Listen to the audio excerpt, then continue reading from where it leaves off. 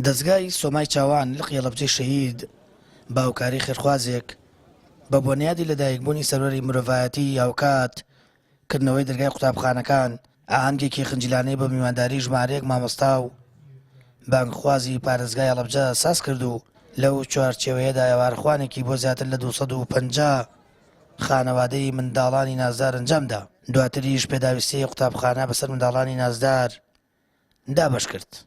لە یادی مەولوددا ئەستاین بە سازکردنی لە ڕێگەی خێرخوازەکەوە سازکردنی ئێوارەخوانێک بۆ 250 خانەوادە و مناڵی بێباوک و لەگەڵیشیە جانتا و پێداویستی قوتابخانەمان بۆ ئامادەکردوون دابەشەکەین بەسەریانەوە لەگەڵیشە هاوکاری ماگانە بۆ ئەو مناڵانی کە کەفالەتیان هەیە دابەشیانەکەین ئەمڕۆ.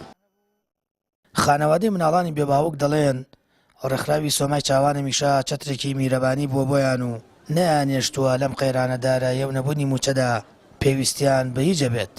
هاوکات لە ئاهەنگەکەدا پێداویستی قوتابخانە بەسەر 100 قوتابی بێباوک و موچەی 50 منداڵی کەفالەتکرا و دابەشکرا. مای چاوان و خێرخوازان هەرمویانەکەین بە تایبەتی بۆ هاوکاریکردنی مناڵانی بێباوک و بێ مەعاش و بێ هیچ بجەیەک ئەمانە نەبێ بەخوای گەورم نێکیان خۆم هیچ بجەیەک و هیچ حینێکم نێ لە حکوومەتی هەرێمە هەمووی مەم خێرخوازانە زۆر بەدەمانە هەن بۆ هەموو پێداویستێکی قوتابخانە و جلوبەرگ و خێر و هەموو شتێک هاوکاریمان بوو خۆی گەورە هاوکاریان بکە و دەستیان خۆش بێ و لەشیان ساغ بێ ئینشاءڵڵا. عەزیەت و زەحمەتان کێشا و دادەبەهار و سپاسی هەموو برایان و خوشکانەکەین. مانگەنیان بڕێبووم بوێتەوە بۆ مناڵ هەتیوەکانمان خانوویان کردوەوە بە تایبەتی لەم دەڤەرە. زیاتر من یەکێک لەوانم کە پشکی ئەو پشکەم بەرکەوتەوە پشکە پیرۆزە سپاسیانەکەم و تەمەندرێژن و خی گەورە نمونە زیادکە ئینشاءڵڵا.